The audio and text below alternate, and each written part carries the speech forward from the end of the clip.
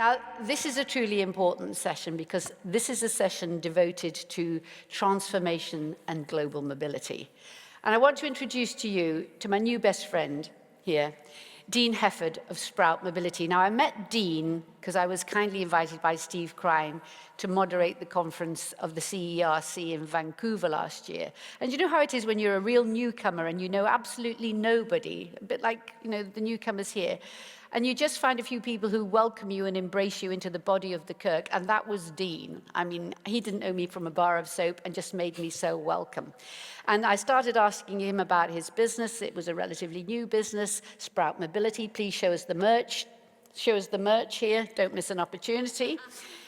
And he told me about his company, and it was such a fabulous story that we want to continue that story now here, because I think there are messages for each and every one of you in Dean's story. I started by christening Dean because it made so much sense. Dean Hefford and his company Sprout started to call him Dean Sprout, as in bean sprout. And it seems to have taken off because to me that word sprout, it's pregnant with growth, possibilities, new beginnings, doing something differently. To me, it just spoke of growth, energy, and fun. And I'm sure that's what you're going to find in this interview now. So a very warm welcome, please, for Dean Hefford of Sprout Mobility. Just note before we start, this wonderful slide of human element, human-centered relocation, because that's going to be the focus of our conversation today. That indeed is the kind of unique selling proposition of what they're doing at Sprout. And I want, as we go along, please think of the questions you want to ask, because this is going to be an interactive session, and I'm sure it will generate a lot of questions in your mind, things that they're doing that you may have been doing, things that they're doing that you're thinking of doing. But anyway, let's get going. Dean, first of all, welcome to the Algarve. Thanks, welcome Francis. to Portugal. Thank you for all. making this huge trip from Canada to see us here. Same temperature. Same temperature, same temperature. Now, he's quite an analytical thinker here, Dean, and he and I, when we were discussing what we were going to talk about, I think it's always a good idea when you've got an audience to say, what do you want to achieve? What messages really would you like to achieve within this session? What outcomes would you like from this session? And then we'll work backwards and try and reach those outcomes. From my perspective, I really, there's a virtuous circle of things that we do at Sprout that are interconnected completely, and we've been talking about this fear of AI, and what are we going to do with AI? But at the end of the day, for us, this fabric that's woven through our culture is human centricity and experiential delivery of services. So everything that we might talk about today is going to, at some point, be able to track right back to that core. That slide there was a thought of ours from back in the old high school days. It was like the 1800s when I was there. But from our old chemistry classes, that periodic table, part of what we thought about was the fact that the missing element, at least in my territory, in my region, the missing element in relocation and global mobility was this human element, which was the missing element from the periodic table of global mobility. So it kind of came in and kind of looks like that, and it's a little fun, a little tongue-in-cheek, but it is the core of what we do.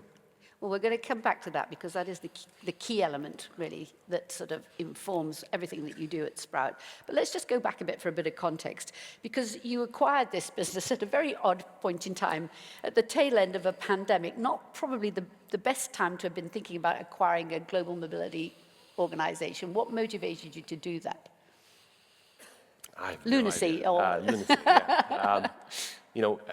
It was either going to be the sword that we were going to die on, or it was the right time. And I firmly believe that for multiple reasons, the stars were aligned.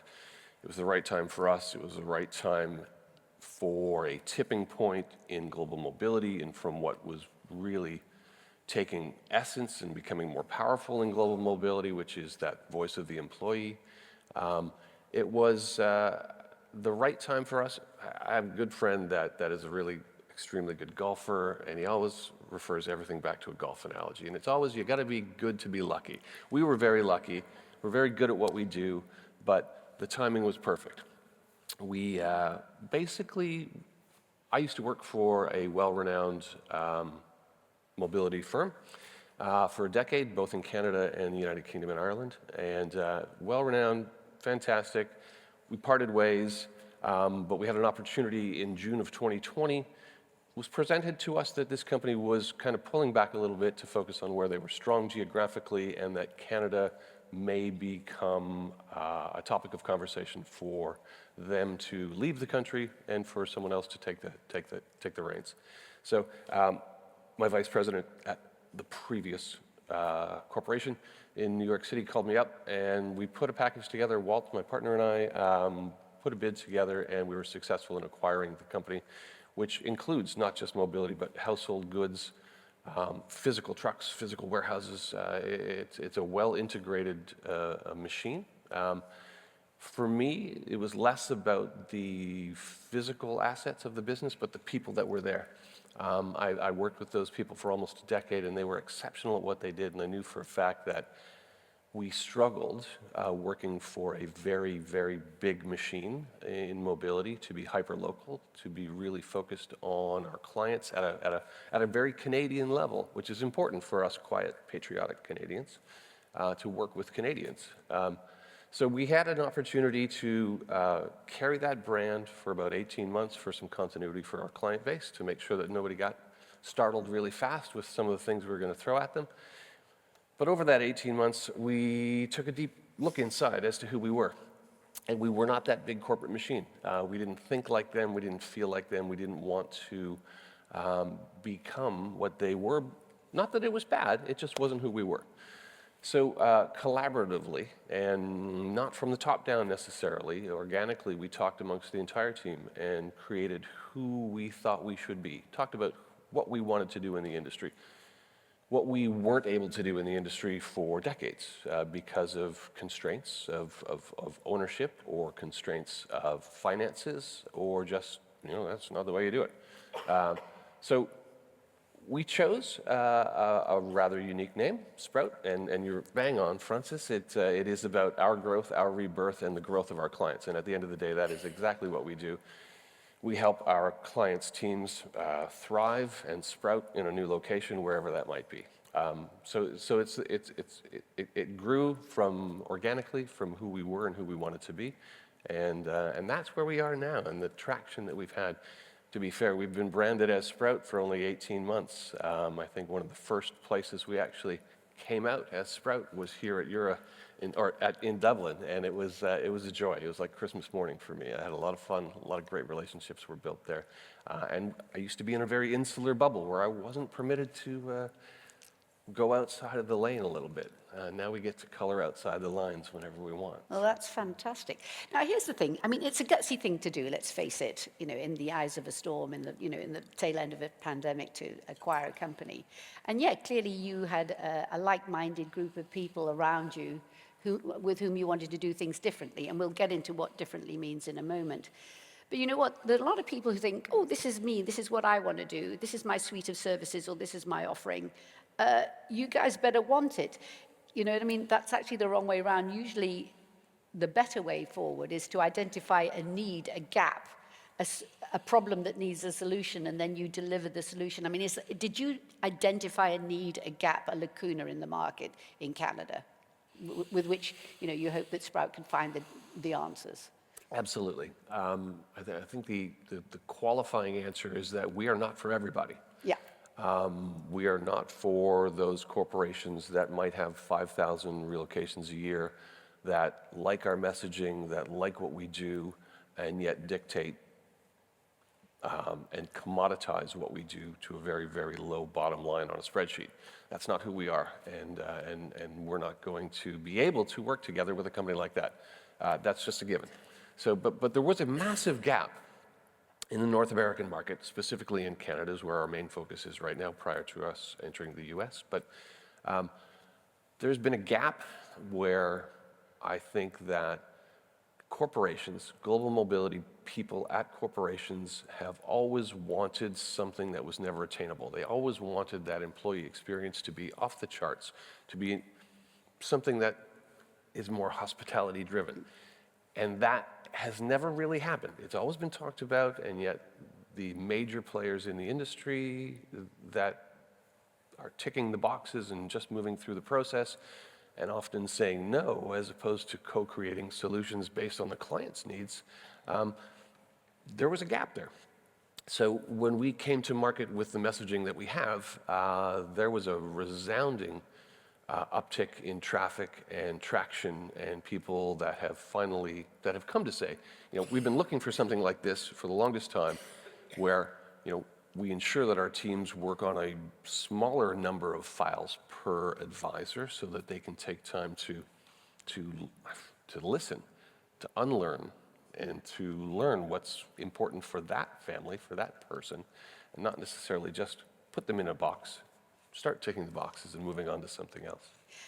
There's so many things that I'm going to pick up on there, like the experiential, drawing your sort of inspiration from the hospitality business, making something truly wonderful as you get with excellent hospitality. But let's leave that for one side. First of all... That's the fun part. That's the fun part. No, we're coming back to that. It's this issue of sort of personalizing the experience. The interesting thing nowadays, and you've adverted to this in some of the literature that you've sent me, because you really have done your homework here. You've got a fantastic marketing team, whoever they are. They've really done some homework and some thought leadership here. I mean, if you think, people talk about the employees, but nowadays companies are dealing with probably 5 generations of employee, maybe, not in every industry, obviously, not in the high-tech, space, but in many industries, you're dealing with 5 generations of folk in the one sort of employee cohort. So, you'll get what we call the silent generation. That's the kind of eye-rolling, tut-tutting kind of generation. That would be kind of me. And then you've got the baby boomers, sort of set in their ways. Gen X, who just really don't give 2 hoots what anybody thinks about them. The millennials who actually want a medal if they ever manage to get out of bed. And now you've got the sort of Gen Z generation who all aspire to be TikTok influencers. So as an HR professional, you're dealing with that very complicated amalgam of folk. And not everybody wants to be treated in the same way. So communication issues. I don't know if we've got any HR professionals in the room, but we're going to have a look at the problem from an HR side in a moment, and how we can co-create solutions to manage all those very different people. I mean, is that something you've truly addressed or tried to get your heads around at Sprout? Hey, we're no experts. Like, we didn't go to school to figure this out. No, but you're dealing with people who fall into those categories. So every single day. And it really comes down to our ability or our choice to not just push volume through the business. Yeah. Like I said, we take the time, our teams take the time to really understand the individual's needs and wants. And that comes and stems from their generational choices, but we don't come in with a preconceived notion of what is best for somebody. Yeah. We take the time to curate something that's special for them. Yeah, and listen to their needs and listen to their wants. Absolutely, and the needs between somebody like me, who's Gen X, who, like you said, doesn't really care what anybody thinks. I got in kind of at the early stages of Gen X, to be fair. The white hair's been around for a long time, but Gen Z, millennials now are in C-suite positions. They're in senior management positions. Gen Zs make up, in 2024, almost 25% of the workforce. And they have a much different grasp of what they want. They have much different needs. And it takes a company, a corporation, to really understand this generational shift and what's coming down the pipeline for them, in order to win the war on talent, to have that talent acquisition proposition in place that is catering to that generation that's coming into the marketplace. And we've kind of coined the phrase that we're the welcome mat for the specific culture of the clients that we service. And we cater our services to mirror the culture of the businesses that contract with us as much as we can. So we are working with some very high-tech firms that have some very Gen Z people working for them, and we cater to exactly what they want. We'll have nothing. The communication we'll have with them is based on their terms. If all they want to do is text us, we're going to text them. And yet, maybe that senior executive comes in and he says, "I just don't have time. I've got 2 big sausages for thumbs," like me, and just pick up the phone and call me. Voila. So it's basically that, isn't it? It's personalized, dependent on the individual involved. Well, that is a very bespoke sort of concierge service. Now, is that something new? Because, I mean, I'm even looking here at some of my friends here in the business, you know, the Michelles and the Ursas. They used to give that kind of personalized service to clients here in Europe. I mean, we have one ex-president here, Patrick Oman, I don't know if he's in the room, who had to be stopped almost cooking Christmas dinner for an incoming client last Christmas. It's that kind of level of service. Is that something new in Canada, in North America? Has it been extraordinarily transactional in your experience? I would say Yeah. that the theory of hospitality experiential Yeah. services is not new. What Yeah. we do is not new. Yeah. To be fair, we've talked about bringing a revolution to the industry where we're human-focused, but we've actually come to understand that it's more of an evolution, Yeah. going back to what's really important. And this kind of takes away the fear of AI because we are so human-focused and getting up close and personal with our people.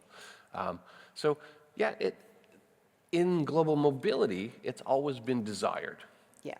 And in the Canadian market, which mirrors the North American, or the US market, it has been more transactional. The service delivery has been such that, and I'm not saying it's anybody's specific fault, but my belief is that through the RFP process, which is just pedestrian in North America, the business has been commoditized to death to the point where we want everything for nothing, and we don't want to pay it. We don't want to pay for it. And people are saying, okay, fine, sure, we'll find another way to make some money, which is so detrimental to providing exceptional service delivery when everybody is working on a razor-thin margin. So yeah, the desire's been there. The facilitation hasn't really been there.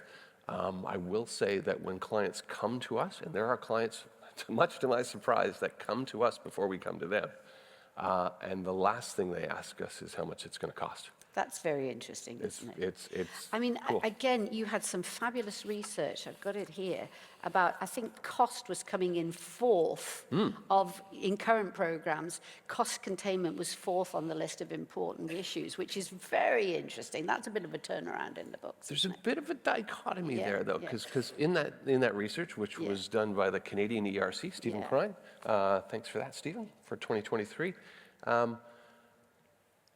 the voice of the employee was the predominant resonating factor for a successful relocation. The experience that they received during that relocation was right up there, number 2 or number 3. Yeah. Number 4 was cost containment. Number 1, surprisingly, was that they're not going to make any changes to their policies. Even after all everything that falls after that, they're not making any changes to their policies. So it doesn't kind of connect. Compute. There's a disconnect there. It doesn't compute. But the fact is that puts us in a position to be proactive, to lead the conversations with our clients and say, hey, you may not know that this train is coming Yeah. to your... Yeah, the train is coming. We're not in... Was it Manchester? The train? Manchester to Liverpool. There you go, Yeah. to Liverpool. So anyway, the train's coming, and the train's here. The tipping point's passed. This year, 24% of the workforce is Gen Z, and they want something totally different. Yeah. Totally different. Well, I mean, the curious thing is, given what you've said, that further elements of the research, and I think everybody here has felt this, is that the employee experience defines success in a relo. If the employee experience is bad, then chances are it won't be a successful relo. You know, it will not be a successful assignment. Exactly, and forgive me, I lived my life with Einstein's rule that I don't have to remember anything that I can actually look up, so I don't have the percentages memorized. But 80% roughly 80% of relocations that fail don't fail for business reasons. Yeah. They fail for experiential reasons. Either it's the transferee, the assignee, or the family. So it's their experience that drives everything. I want to go back to something else that you mentioned, because it's been one of the leitmotifs, one of the golden threads running through this conference, the issue of artificial intelligence, and my own belief that artificial intelligence will certainly in the short term take away a lot of the grunt work, a lot of the dreary stuff that nobody really wants to do, and that's great. It gives a little bit of time now to those who so desire or have the motivation to behave like that, to devote a little bit more of emotional intelligence to the issue, to the program. So what are your views really on sort of this happy amalgam, this happy marriage, which is what I think probably is the basis of great organizations in global mobility, where there is a happy marriage between artificial intelligence doing the grunty work that nobody wants to do and the emotional intelligence coming from the human beings who can deliver this experience of which you speak? One phrase that we like to use is that we live at this intersection of technology and the human element.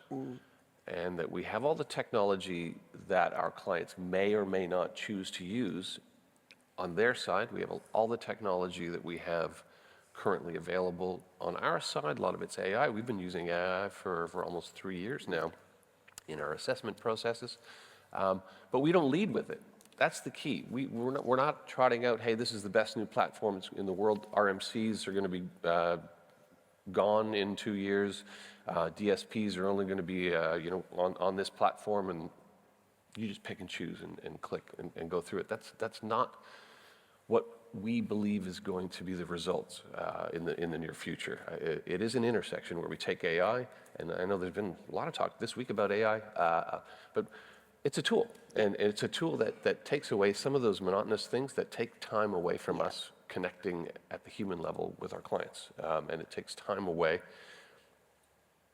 Or those chores did take time away. Now we've got some assistance through AI to give us a hand to do all those things that we don't need to do anymore, research, coding, et cetera, so that we can actually take more time to listen. Listening is probably the most important thing in our industry from my perspective. You know, it's that thing about listening, and listening, unlearning, listening again, learning. It's what the psychologist Carol Dweck says, to begin with the beginner's mind and to start all over again, thinking that you know how things should be done, and at the same time thinking maybe there is a different way of doing this, and having the humility to start again. So I get the impression, especially with Sprout, reinforced by the name, that beginner's mindset, which I think is so important if you ever want to do anything dramatic or radical or different or exciting and new, is there with you. We lead with the thought, I personally do, that I don't know what I don't know. I'm a relatively smart guy, but I'm not the smartest guy. There are people in my business, in our business, that are way smarter than me in specific silos that they are subject matter experts, and I'm not. I also come from a very humble beginning in the industry. I got into this industry because my dad was a mover. He owned a moving company. I spent too many years driving a truck and moving furniture. My sore back to this day attests to it. It's a good grounding. It is a very good, humbling grounding. I had my boys do that as they went through school, and I said, you can do this all you want. You're going to get paid like a man. You're going to get respect. You're going to have to work twice as hard as anybody else because you're the boss's kid. But the rule is you can't stay in the business. You got to go do something else. Anyway, it is that open-mindedness and openness to change, and I think a lot of it is the realization that we don't know what we don't know, and we try to read as much as we can.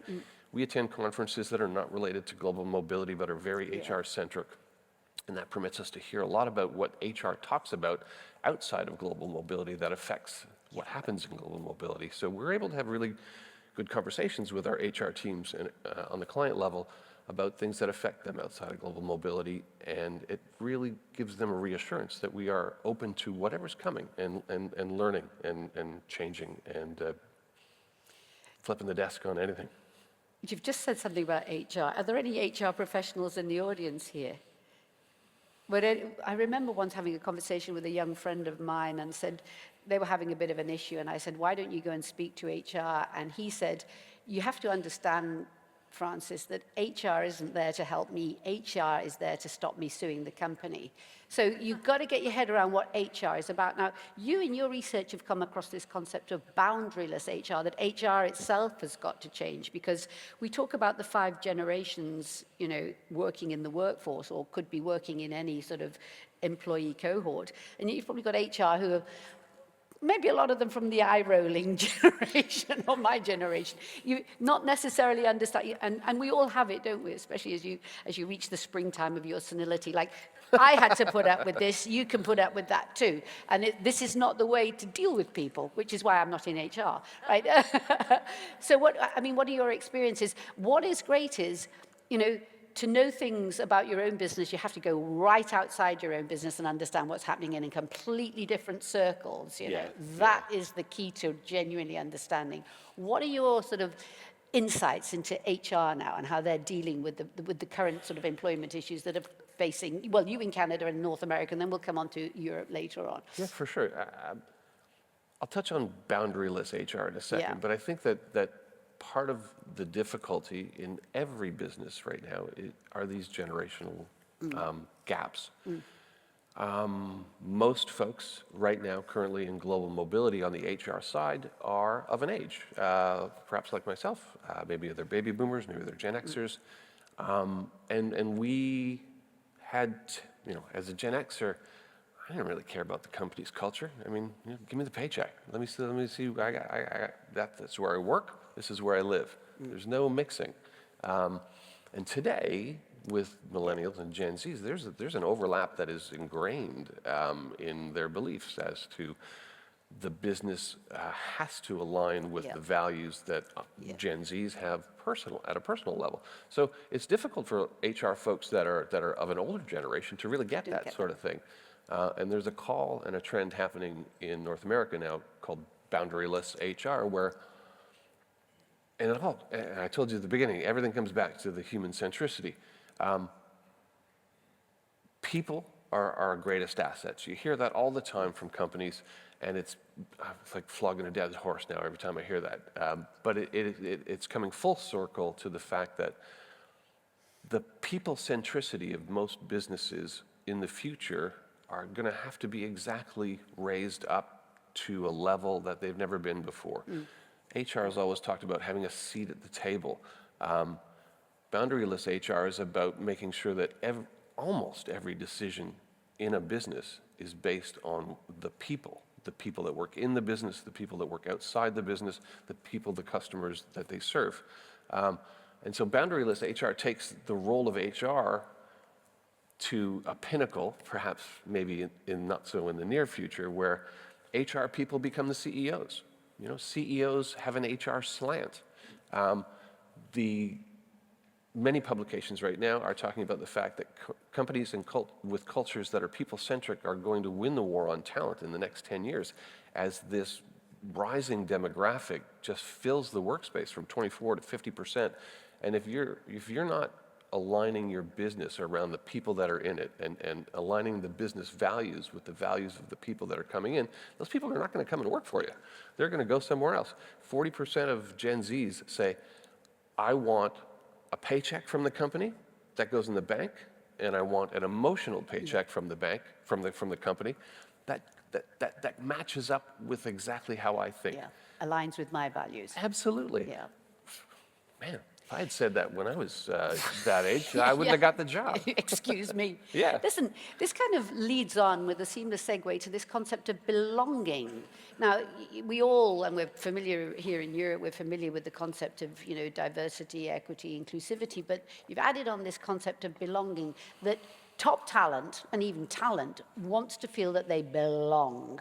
Talk us through really this new concept of belonging, that you feel that you want to be part of something bigger, something important, a bit like being a member of you want to feel a community, you want to feel a connection, you want to feel some emotional connection. But this is kind of new in the business, isn't it, now, the concept of belonging, but it's big in Canada at the moment. Yeah, I think you just said it all. I don't have to say anything. No.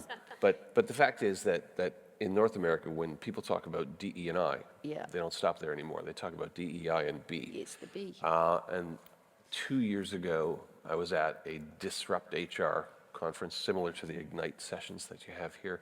And I met with a gentleman named David Bader. He's the president of the Achievers Workforce Institute. And their whole thing is about belonging. They have platforms that help companies ensure that their millennials and Gen Zs belong or feel that they belong where they are. And that's where my journey of understanding for belonging came before everybody started tacking on the B to DE&I. But it is a sense of community. Again, everything comes back to human centricity for me, for our industry, for the way we've positioned ourselves in the industry, but also the industry in and of itself. And it's all timing, right? The timing where we acquired the business was at the middle of the pandemic area. But the pandemic brought power to the employee that they'd never had before. They were given permission, or they were told that they had to work at home, when before they were told you can't work at home because you can never work at home. Now people work at home. And we as humans, once we get a taste of something, we don't want to give it up. So there's this whole our understanding that we all want what we want. We want to work away. We want remote work. We want third space work. We want to work at coffee shops. We don't want to go into the office. We'll go into the office when we want to go into the office, or when there's something. Tell me why I need to come into the office. So companies have to make sure, are trying to have a sense of community, have a sense of belonging. People that work from home, studies have shown, do not have a friend at the office anymore. And there's a whole generation of people that have never worked in an office. People who've been in the workforce for 3 years now that have never set foot in an office. They don't have that tie that binds them. They don't feel a sense of loyalty to that corporation anymore. And it's not just for the company that wants the employee to be loyal. It's the employee wants that work friend, that work husband, that work wife, that Buddy. friend that's going to go out for lunch. You're going to go out for a pint after work, or somebody you click with and you end up playing golf with, or whatever.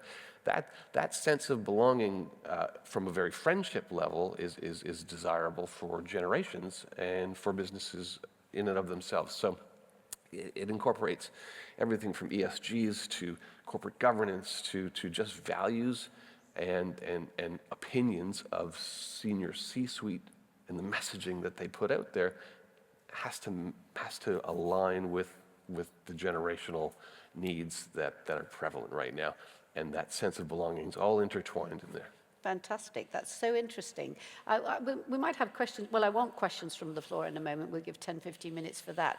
But linking on to the belonging, and linking on to, if you feel a bit dislocated and the fact that people have been working from home. People working from home, I know where I live in London now, people have been working from home. They don't really want to go into the office. Office space in London now on a Monday and a Friday is completely empty, the centre of London. So if you can't get people to move, from across town to go into the office, what motivation to make people crisscross the world? I mean, what are the trends you're finding? Has there been a reluctance? Has there been any drop-off in global mobility? Or what do you, I mean, in Canada is slightly different. I know everybody wants to go to Canada, but what are you finding? What are the general trends that you're feeling in North America? At the onset of the pandemic, when and I think it was the same in Europe, folks realized they didn't have to live close to the office anymore. So there was a mass exodus in Canada to the East Coast, to the West Coast, outside of my city of Toronto. And I'm one of them. My wife Sarah and I, we left the city that we loved, and we moved out to the country because that's what we love more. But because there wasn't a need. I'm in the office 3 days a week. I got a bit of a longer commute, but it is what it is. I have seen in the global mobility sphere an uptick in hand raisers. We talk to clients and they have come to the realization that it's incredibly hard to hire people. And so they will not bend over backwards, but they'll try to do everything they can to keep that critical talent in situ, in the business. And so when hand raisers come in, and most of the time they're millennials, they're Gen Zs, they're not married, they're fluid. They don't have mom's china or grandfather clock to move, and they've got a laptop and a mobile phone and a duffel bag. And they want to work where they want to work. And so we do facilitate a lot of hand raisers, a lot of folks that say, you know what, I would like to live in Barcelona, and if we can work it out, we'll work it out. There's tons of tax complications when that comes into place, and policies have to be in place, and there's a bit of rigor involved. But there has been a whole uptick in mobile travel and folks that are willing to move, and willing to move for a company that is aligned with their values. So there's agreement there that they're in it, they belong, they're passionate about the same vision that the company has. Yeah. No, I get that. So this belonging, it'd be interesting if we've got any reactions in the audience about whether this is a big thing in Europe now, because it was only in my conversations with you that I'd come across this concept for the first time, this belonging. So before I open the floor for questions, you have talked about your sort of personalized, bespoke, sort of concierge service. Can you give us a few examples of what it is you do that make people feel so welcome on the Mattish? I'll just back it up a little bit. Yeah. I was introduced to a gentleman, not physically, we're not in the same circles, but his name's Danny Meyer. My wife went to New York, Sarah went to New York, and ate at these restaurants that were owned by Danny Meyer, and the experience there was off the charts. Yeah. So me being me, I went and bought his book. And it was called Setting the Table, which had nothing to do with what we do.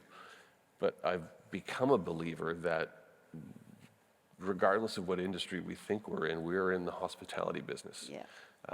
We have no tires to kick on the car. We have no widgets to sell. We are here to deliver a service to people and to clients, and that service has to be better than somebody else's service. For us, it's the why of what we do.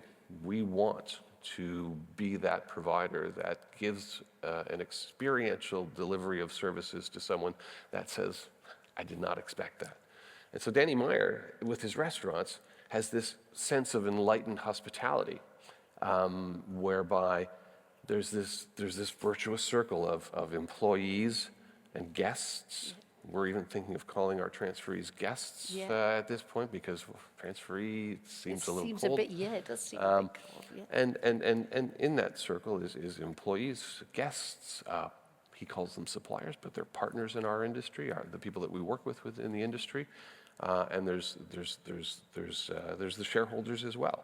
So it's a virtuous circle of doing the right thing, of doing exceptional things for every single segment of that circle, and it keeps going around and around. So at any given time, you're just giving your best at any moment for anyone.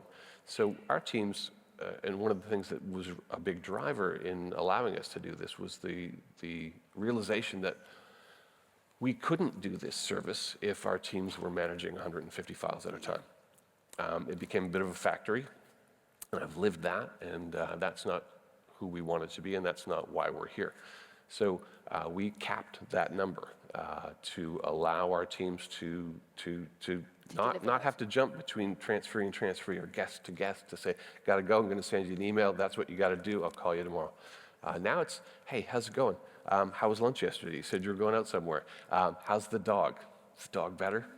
That type of rapport and relationship it just goes for miles. It breeds trust, and it allows us to connect up close and personal with everybody that we relocate, and really it's just about listening, about unlearning, about focusing on what's important at that moment for that person, and not having a preconceived notion of what our role is.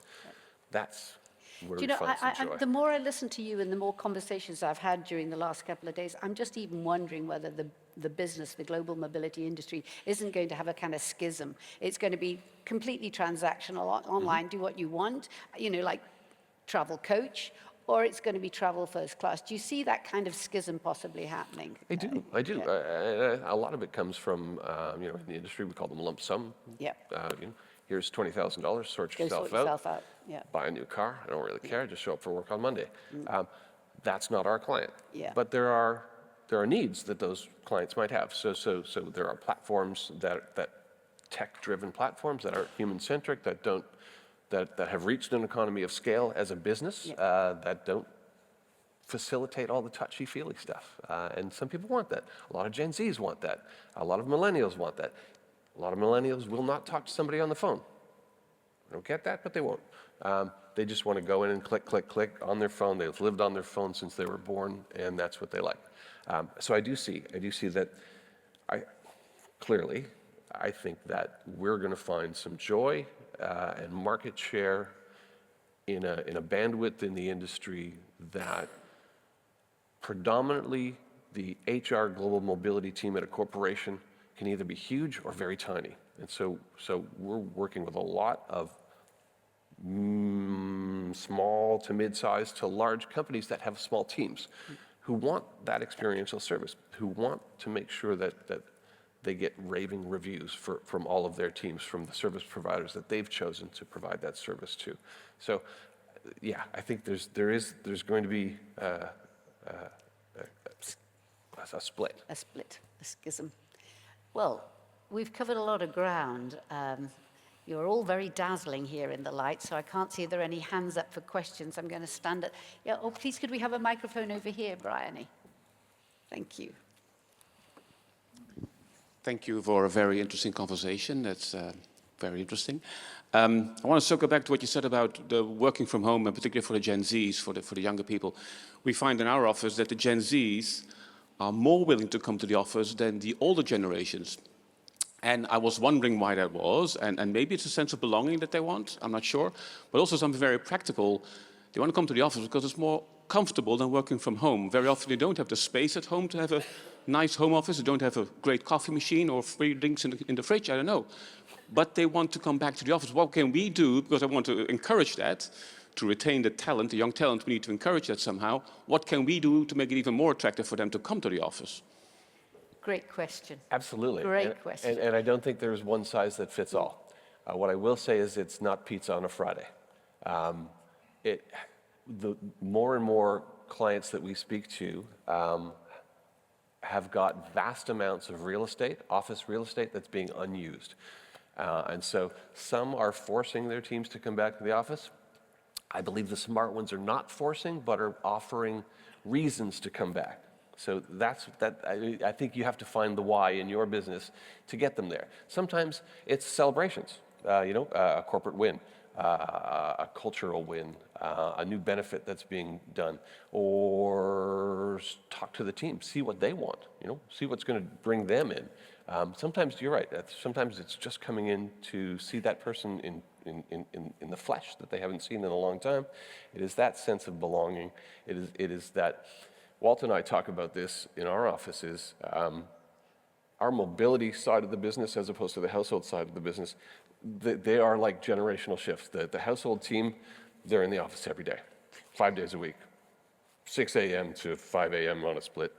They're heads down, get stuff done, old school, doing it that way. The mobility team, everybody works, across the country. Some of our team are hours away, some are days away, some are 5,000 kilometers away in Canada.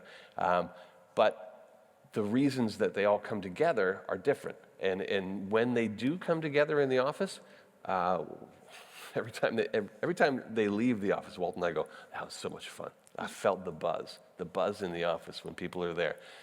I miss the days when you could hear somebody talk to somebody else, and just you walk into somebody's office and say, hey, I heard you talking about that. I'd like to know a little bit more, or I would like to kind of guide you on how not to do that again. And you don't get to have those conversations when somebody's working remotely. I think also with the generation, with the younger generations and new generations, they also, I think sometimes are looking for some mentorship. They're looking for someone to learn from. And as they work remotely, they don't get that sense of camaraderie or that sense of education or that sense of help. That how weird would it be to send someone a message on Slack or something like that to say, hey, can you be my mentor? Can you do this for me? Those are things that happen organically, in context with someone that's a veteran in the industry and somebody that's new, that sees someone or sees a spark in somebody that's new and wants to take on that mentorship, or someone that asks for some help because they want to accelerate their career. So I think you need to find your why. Talk to your people. That's what we've learned. I mean, I'm no HR expert. I'm no subject matter expert in belonging either, but I've attended enough conferences to hear what works well for a lot of companies. And I think the biggest thing that they've all said is that we have this space, it costs us a fortune, and we need to use it. And so we have to find a reason to get everybody into the office that keeps them smiling and they don't feel that they're forced to come back. Thank you for that question. Further questions from the floor? A couple over here. Thank you. Thanks, Dom's got it covered. Actually, it's more of an experience around, we were involved in a project of moving 100 people regionally from Johannesburg to Cape Town. And we had to go up to Johannesburg to do a presentation to convince 100 people to actually make the move down to Cape Town. And one of the peers presented and said, in order to get further in your career, it's important to actually be visible to the leadership. And if you're not visible to the leadership, you're actually unseen.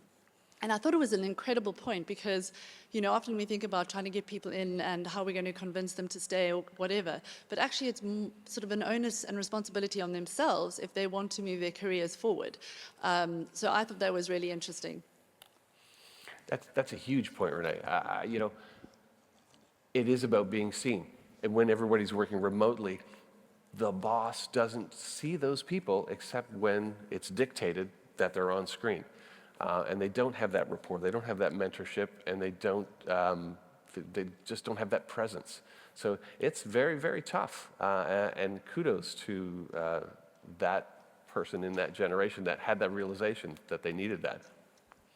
Got to be seen, or you're going to be left behind. I think it comes back to a human factor too. We all want that connection. Yeah. You know, I'm guilty of this, but I kind of like this. I only really want to work with people that I like, internally in the business and externally as clients. But also, I think it's human nature to help promote people that you like, and it's that context that you have that relationship with someone, and you can't get it when they're at home in their slippers. And actually, if I can just add, I'm from South Africa, so I come a long way to come and visit my clients in the UK. And I was visiting, it's a lot harder as a DSP going to visit my clients because a lot of them aren't in office, so it makes the dynamic really different. Yeah. But the offices I did visit, who were fully all back to office, I sat in the waiting room waiting for my meeting, the vibe, the camaraderie. Yeah. And buzz. let me just say that business is doing really well financially. I went to other businesses. I felt like I walked into a computer morgue and very horrible waiting in the reception area for the one person who's come into the office to see me. And that company's not particularly doing very well financially. And I wonder if there's a link, you know, in terms of, you know, bringing the people together in order to inspire, create, evolve. So for me, that was quite an interesting kind of experience from my perspective.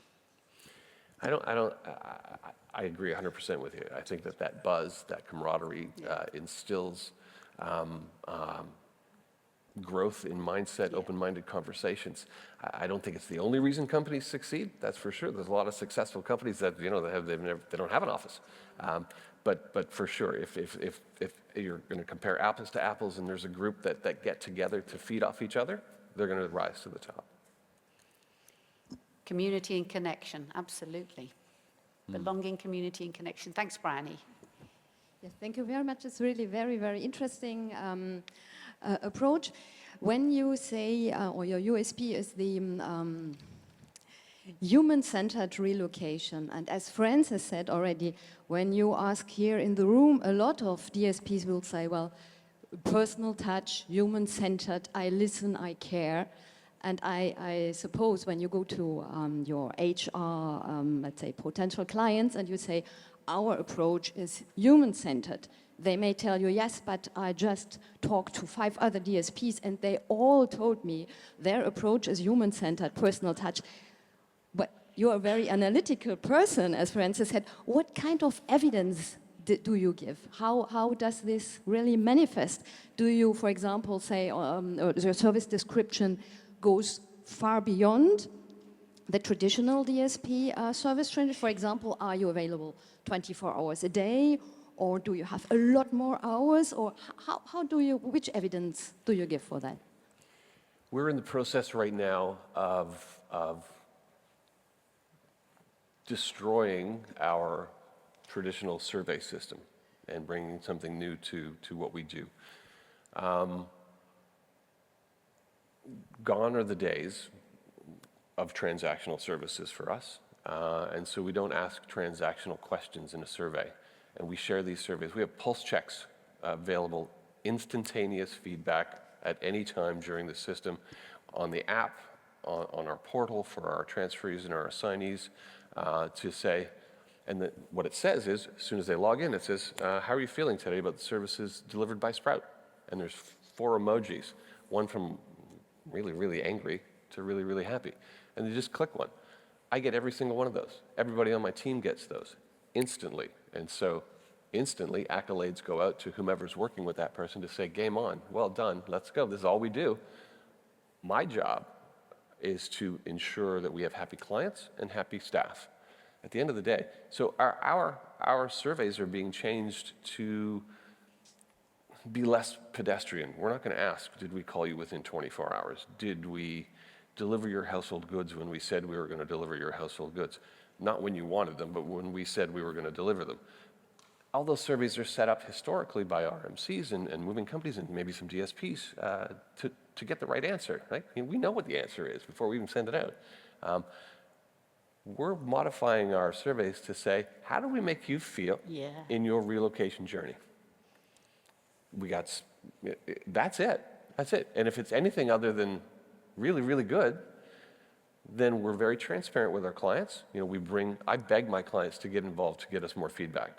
Please, please. I can't get enough feedback from their teams because it helps us get better every single time we improve based on some feedback. So that's, you know, it takes a little bit of time to get that database of responses, but that's where we can show some tangible tactile evidence that it's not just talk.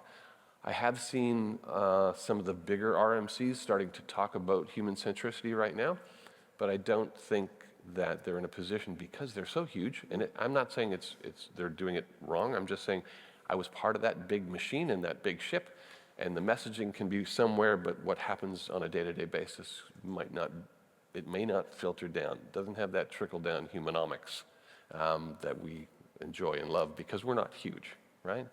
So we've got the ability to be agile and to change the questions that we ask about how our service delivery. I hope that helps answer the question.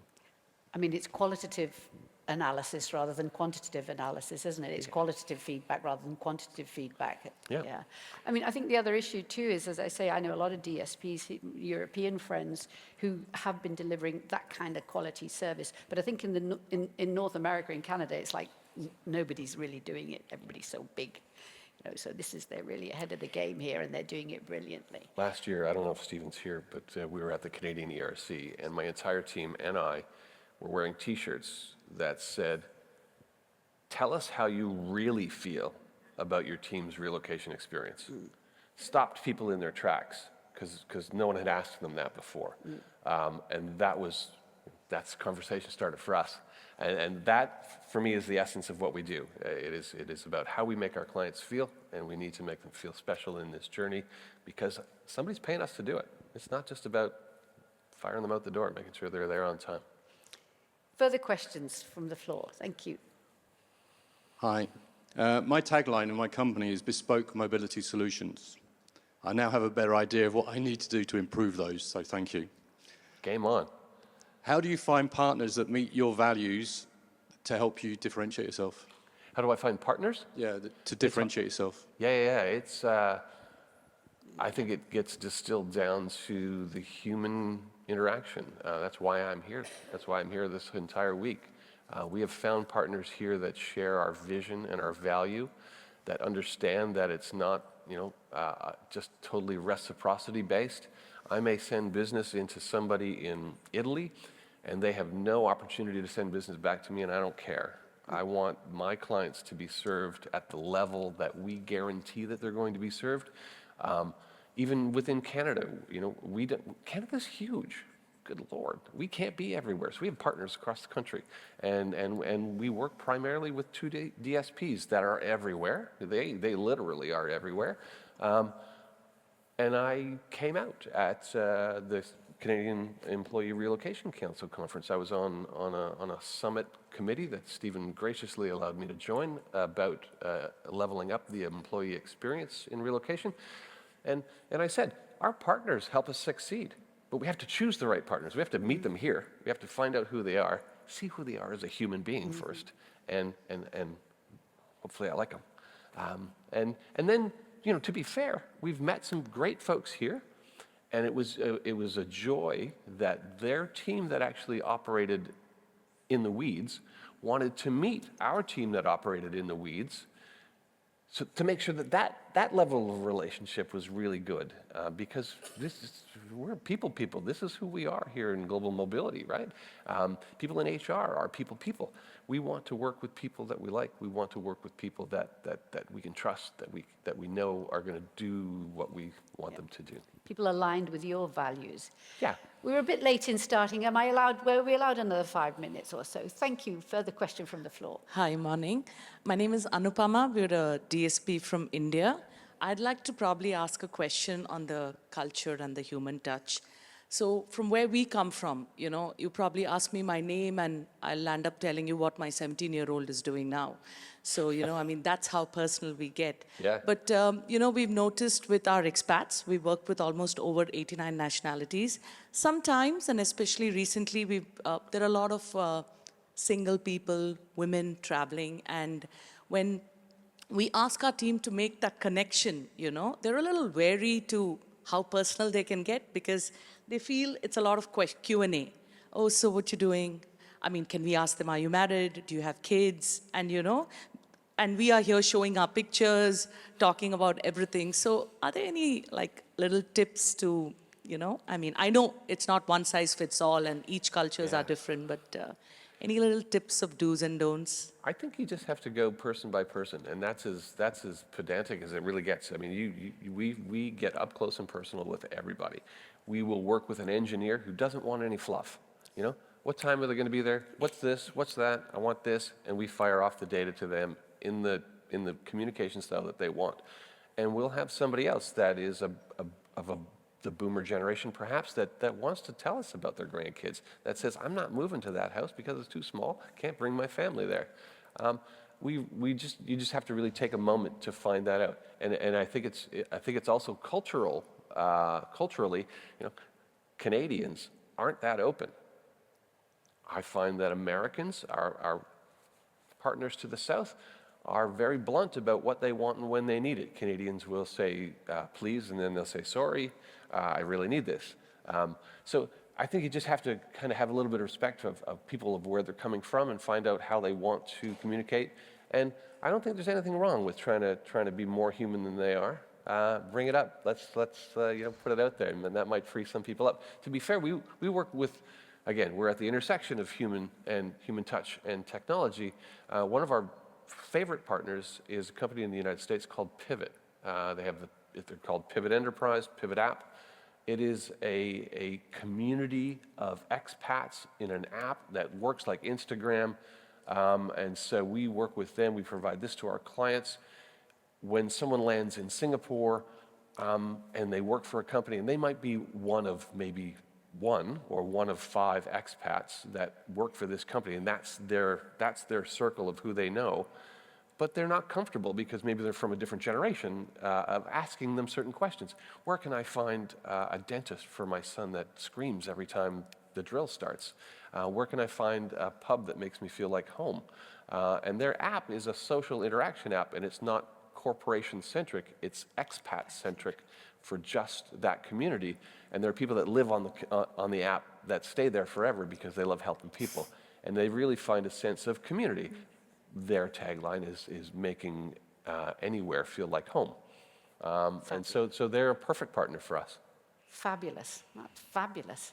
Can anybody get on that app? I like the sound of that. Got to move you first. Have we time for one more question? Or you tell me when we have to stop, Dom. Yes, hi, I'm Caroline. I'm working for a moving company, but I'm also a part-time coach. And one thing is the human touch, right? But when we all get under stress, this pressure has increased now in the last, ever since the email was invented. How do you face that? That is what, it's one thing to be do your services from the heart. But if it's under pressure, then everything is forgotten about, I think it really starts with stop emailing. pick up the phone, talk to people. I know people like to email, and especially across time zones, it makes things so much easier. But maybe it's organically has to be addressed from within your business as to why you're at the point where you can't do what you think you need to do. Where I used to work, it was resonating with the entire team. You know, it was do more for less and get it done. We need to put more clients through your funnel, and you're not going to get a raise, but you need to treat everybody just like you did before. And it didn't work. So I think you just need to address the root cause there, and that might be the fact that, you know, we are human beings. We can only do so much. The difficult part is that you don't want to lose that revenue, so you need to find clients that are willing to pay a little bit more to get what they actually want. Because clients have been paying through the nose for mobility services and never being satisfied. Now they can be satisfied. And like I said, the last question they ask us is, what's it going to cost?